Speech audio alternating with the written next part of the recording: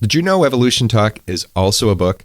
Well, it is. It was released recently by Prometheus Books and is also available wherever you buy your books. And if you want to learn more about evolution by natural selection, this book is the perfect introduction. And if you're a teacher, your class will love it. You can also find links to Amazon, Barnes & Noble, and others on the front page of evolutiontalk.com. Or call your local bookstore and ask them to order you a copy. After you've read it, let me know what you think. And also post a review at your favorite book site. I've seen a couple positive reviews on Goodreads already. Book talk aside, I also want to thank you for making this show a success. It's free, will always be free, and it's because of your support and enthusiasm for the topic that I continue producing new episodes. And now, on with the show. There is grandeur in this view of life. Welcome to Evolution Talk with Rick Coast, an introduction to the oldest story ever told.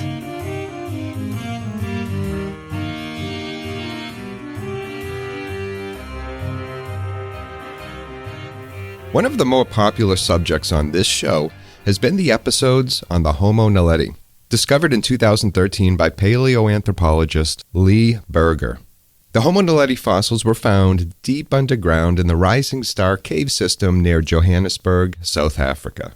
What made this discovery so important was that the fossils themselves showed a mixture of primitive and modern features. They also lived between 335 and 236,000 years ago.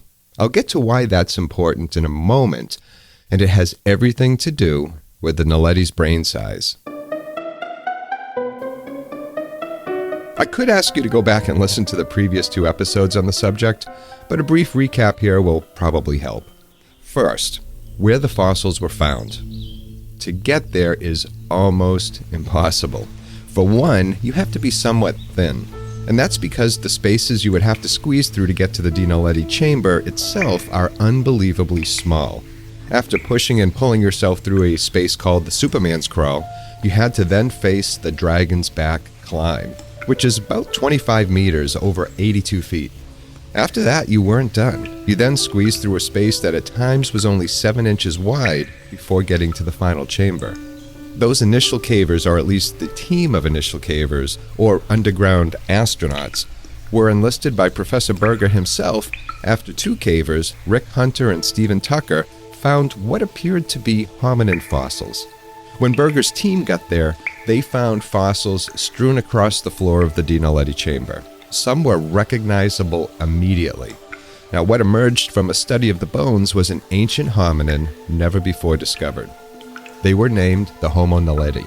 More bones were discovered at another nearby site called the Lesedi chamber.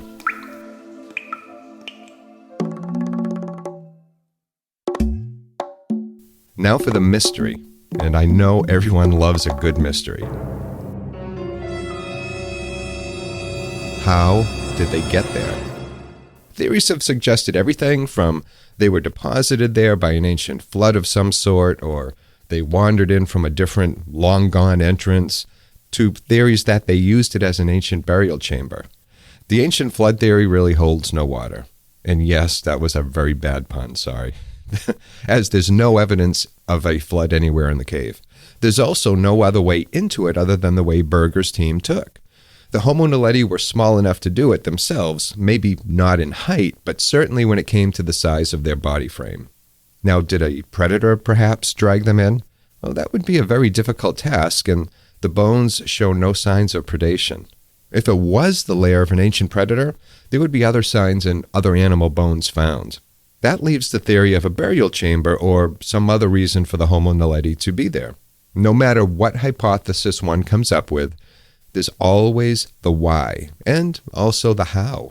Berger's team had flashlights and headlamps to help them navigate in complete darkness. You have to remember, the Naledi chamber is deep underground. There's no ambient light to navigate by whatsoever. If the Homo Naledi tried to get there on purpose, how did they find their way? Now back to the Homo Naledi's brain size. I mentioned it was important, and here's why. It's small. It's roughly the size of a large orange. Not much more than a chimpanzee's brain. If going by that fact alone, the size of their brains, that would suggest the Naledi fossils were at least 2 million years old. Hominin fossil evidence shows a progression in brain size. I hate to use the word progression, but that's appropriate here. From the small brain of the Sahelanthropus chidensis 6 million years ago to the Australopithecine 3 million years ago, on up to the Neanderthals and modern humans, brains have gotten larger. An exception to this is the Homo floresiensis, who lived 100,000 years ago until about 50,000 years ago.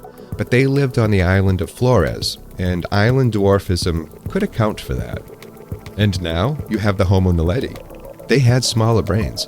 Through different dating methods done on the fossil teeth found in the chamber, we now know the Naledi walked the Earth the same time that we did, roughly 335 to 236,000 years ago. Now, we've been around for about 300,000 years. We also know something else. The Naledi may have been very intelligent.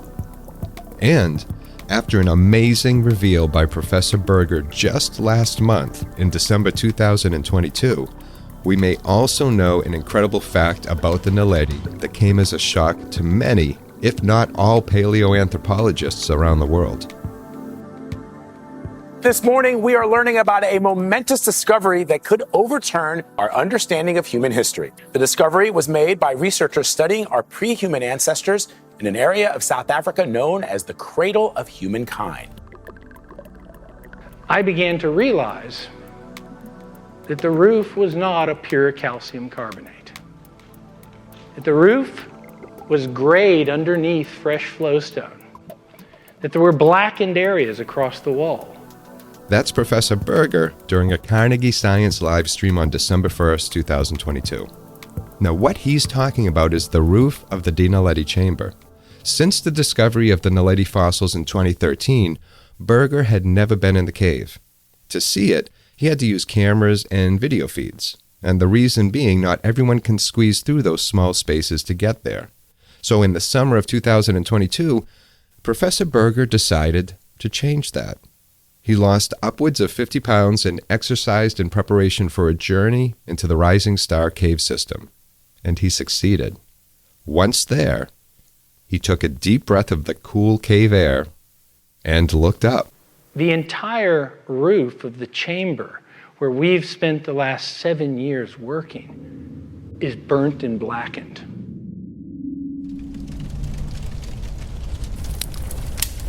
Fire. The Homo Naledi used fire. That's all it took for Professor Berger to first focus on the floor where all the bones had been found, to then focus on the ceiling. That's when the mystery began to unravel. While Professor Berger was marveling at the presence of soot on the ceiling of the Naledi chamber, back in the Dragon's Back chamber, South African paleoanthropologist Kanelwe Molopane discovered something else. A small hearth and burnt fragments of bone. Over the next few days, the teams would uncover more evidence of fire use. They found charcoal, they found ash, and the charred bones of antelope, rats, and other small animals, all previously unseen. The question of how the Homo Naledi navigated their way through the cave system might finally be solved. But it does lead to more questions, and it upends some assumptions we've had all along when it comes to brain size and intelligence. Now that we know the Naledi appear to have mastered fire, what does this mean? One thing that is doubtful, however, it doesn't seem that the Naledi lived in the chambers. If they had, one would expect to find more than bones, wood, charcoal, and soot. You'd expect there to be tools of some sort, perhaps tools for cutting the meat that was cooked. And it was cooked. The charred bones are evidence of that. So why make their way to the chambers at all? It could still have been to bury their dead or put them somewhere so they wouldn't attract predators. But if so, why did they stop to eat? If it was to bury or hide their dead, it wouldn't be easy work, especially not when it comes to dragging their fallen family member or friend through that tunnel system.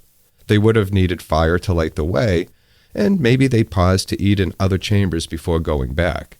I say other chambers because it doesn't appear as if they ate in the Naledi chamber itself. That was reserved for the dead. Was this disposal and cave navigation a one-time occurrence? Or did they use the cave system for decades or even centuries? Another thing to consider. Our assumptions about brain size and intelligence needs to be reassessed. Here's an ancient hominin whose brain was much smaller than ours, who lived at the same time we did, as well as our Neanderthal cousins, and also managed to control fire. They used it to hold back the darkness and cooked with it, but not where the dead were left. This opens up an entirely new set of possibilities and maybe unanswerable questions as to what exactly happened in the Rising Star Cave system over 200,000 years ago. The Homo Naledi chamber as well as the Lassetti chamber are both snapshots in time. Think of it like a Polaroid picture. You capture the moment, and then you have to patiently wait for that picture to emerge. If you try to rush it, what you'll end up with is an imperfect image, a blurry memory of what was.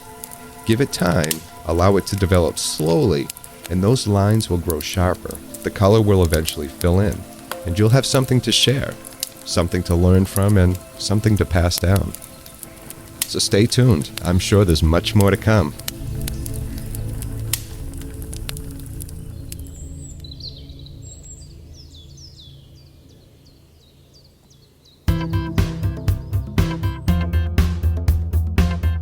I hope you enjoyed today's episode of Evolution Talk. I'm Rick Coast, and if you find value in this show, and I really hope you do, please consider supporting it at evolutiontalk.com.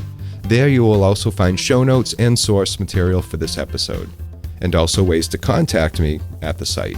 I'd love to hear from you. I hope your week is going well, and until next time, please take care of yourself.